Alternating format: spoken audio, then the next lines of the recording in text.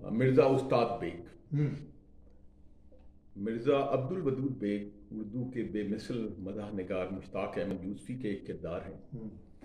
ہم نے عقیدتاً ایک ہم آواز کردار مستحال لیا ہے کہ شاید اس سے تحریر میں اس چاشنی کا رنگ آ جائے جو یوسفی صاحب کی تحریر کا خاصہ ہے.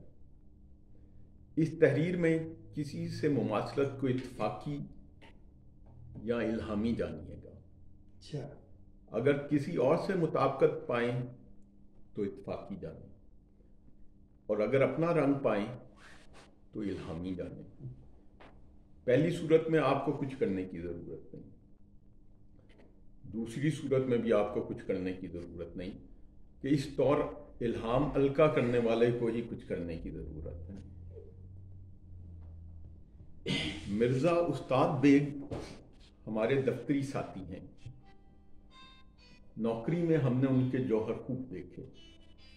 فرماتے کہ نوکری کو اخلاقیات سے الگ رکھو، کہ نوکری میں قول و فعل کا تضاد خامی نہیں بلکہ خوبی. مزید فرماتے کہ نوکری میں انسان پھول کی مانند ہونا چاہیے.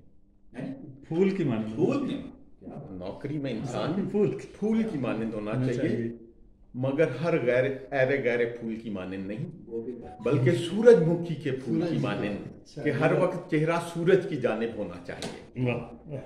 ہمیں ان افکار پر سوچ میں پا کر مزید رہنمائی کی خاطر کہنے لگے کہ دفتر میں اس مرغی کی مانند ہو جو انڈا دے نہ دے مگر کڑ کڑ کی مسلسل آوازیں نکال کر سب کو اپنی جانب متوجہ رکھتی ہے کہ ابھی انڈا آیا چاہتا ہے،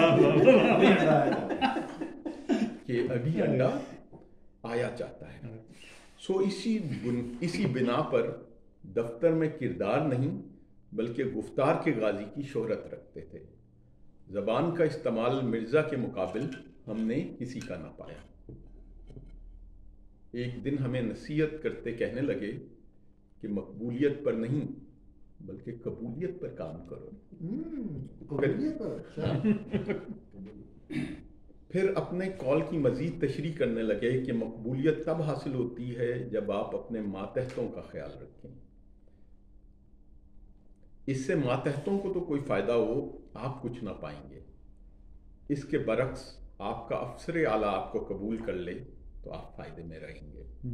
سو اسی بنا پر مرزا کے ماتحتوں میں سے جو تبادلہ کروا پائے، دوسرے دفاتر کو عازم سفر ہوئے، جو نوکری چھوڑنے کی استعداد رکھتے تھے نوکری چھوڑ بھاگے، جو ان دونوں صورتوں سے قاصر تھے انہوں نے قسمت کا لکھا جان کر قبول کیا کہ شاید آخرت میں اس تکلیف کا اجر پائیں گے. ایک دن مرزا کے دفتری نظریات سے اختلاف کرتے ہم نے کہا کہ مرزا، ہمارے خیال میں ہمارا مسئلہ نافرمانی نہیں بلکہ تابعداری ہے. پھڑک گئے. کہنے لگے نوکری کے لیے جو وسعت نظر کی ضرورت ہے آپ اس سے آ رہی ہیں. اس کے بعد ایک لمبا لیکچر دیا جس کے بعد ہمیں آنکھیں ڈھانپے دائرے میں چلتے کولو کے بیل پر رشک آنے لگا. بلکہ مرزا کو غور سے دیکھا تو ہمیں آنکھوں پر بندھا کپڑا بھی دکھائی دینے لگا. ایک دفعہ خلاف معمول مرزا کو دنیا کی بے صفاتی پر رنجیدہ پایا.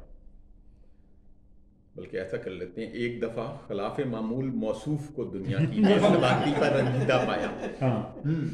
ان کا موصوف مستعار لے لیا. اس تفسار پر بتایا کہ کل بعد از نماز مغرب مسجد میں میلاد پر ان کے افسر اعلیٰ مہمان خصوصی تھے. مرزا اس دن کے اثرات پر زور دیتے فرمانے لگے کہ وہ دن ہی کچھ ایسی مبارک ساتھ تھا کہ مرزا جو کہ صرف جمعے کے جمعے مسجد کا رخ کرتے تھے عصر سے ہی مسجد کی جانب کھنچے چلے گئے. کارنر پلاٹ کی مانند ایک موقع کی نشست چنی.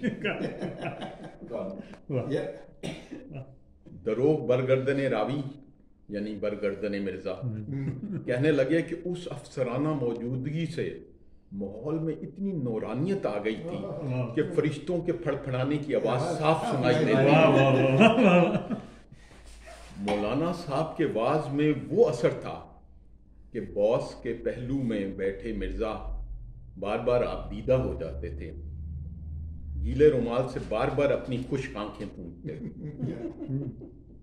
مزید فرمانے لگے کہ وائز کے ایک ایک لفظ پر 10 نیکیاں تو اگلے جہاں ملنی تھی، مگر اس دن تو اس دنیا کے سنورنے کا موقع تھا، اور مرزا کے بقول موقع کو ہاتھ سے نہیں جانے دینا چاہیے، بلکہ ہر وقت موقع کی تلاش میں رہو۔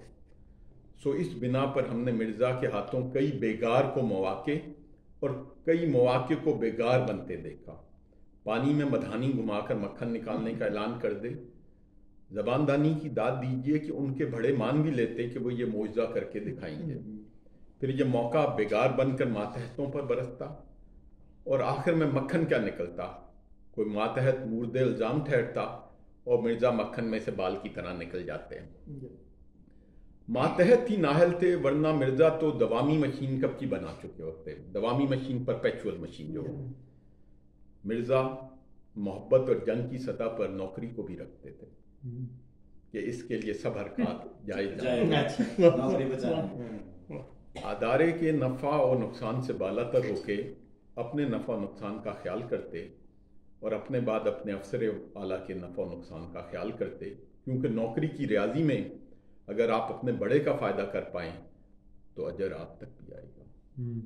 سو اس بنا پر ہم نے مرزا کو اکثر ادارے سے پڑھ کر شاہ کا وفادار پایا۔ یوسفی صاحب نے جھوٹ کی 3 قسمیں بتائی ہیں، جھوٹ، سفید جھوٹ اور سرکاری اعداد و شمار۔ اسی بنا پر مرزا کو سرکاری اعداد و شمار سے خاص شغف تھا۔ اعداد کی کلا بازی سے مرزا دن کو رات اور رات کو دن ثابت کرنے پر قادر تھے۔ ایک دفعہ ہمارے پوچھنے پر بتانے لگے کہ ان کے آبا میرٹھ میں عدالت کے قاضی تھے، دن میں عدد کی بات طے ہوتی، شام کو شمار کرتے۔ سو سائل کی جیب کے مطابق عدالتی کاغذات سے جادوئی کبوتر سے لے کر حسینہ ایمان فروش تک سب نکال لاتے۔ غرض یہ کمال آج حاصل نہ کیا تھا، بلکہ کئی پشت سے پیشہ آبا عدد گری تھا، بلکہ کئی پشت سے پیشہ آبا عدد گری تھا۔ مرزا ہر ہفتے بالوں کو سیاہ رنگتے تھے۔ ہمیں کہنے لگے کہ بالوں اور دل کا رنگ متضاد ہوتا ہے، سیاہ بالوں کا دل روشن ہوتا ہے۔ ہم نے اختلاف کی اجازت چاہی اور کہا مرزا، گو ہم نے بعض سفید بالوں والوں کو دل کا سیاہ پایا، مگر بعض کو دل کا روشن بھی پایا ہے۔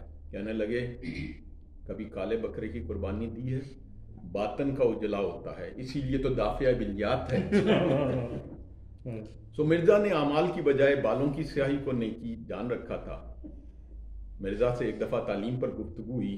ہم نے کہا مرزا، ہم نے تمہاری صحبت میں یہ جانا ہے کہ جتنی مرضی تعلیم حاصل کر لو، مگر موٹی کھال پر بارش اور تعلیم دونوں اثر نہیں کرتی۔ کہنے لگے رہے نہ تم کن ذہن کے کن ذہن، یہ موٹی کھال نہیں بلکہ موٹی اسامی بننے کے سفر کا نشان ہے کہ تعلیم اور اخلاق بے نشان ہو جائے۔ تھوڑا لمبا ہے اس لیے میں اس کو یہیں پہ ختم کرتا ہوں۔ تعلیم اور کہنے لگے، میں نے کہا نا کہ موٹی کھال پر بارش اور تعلیم دونوں اثر انداز نہیں ہوتے۔ کہنے لگے رہے نہ تم کن ذہن کے کن ذہن، یہ موٹی کھال نہیں بلکہ موٹی اسامی بننے کے سفر کا نشان ہے کہ تعلیم اور اخلاق بے نشان ہو جاتے ہیں۔ تعلیم اور اخلاق بے نشان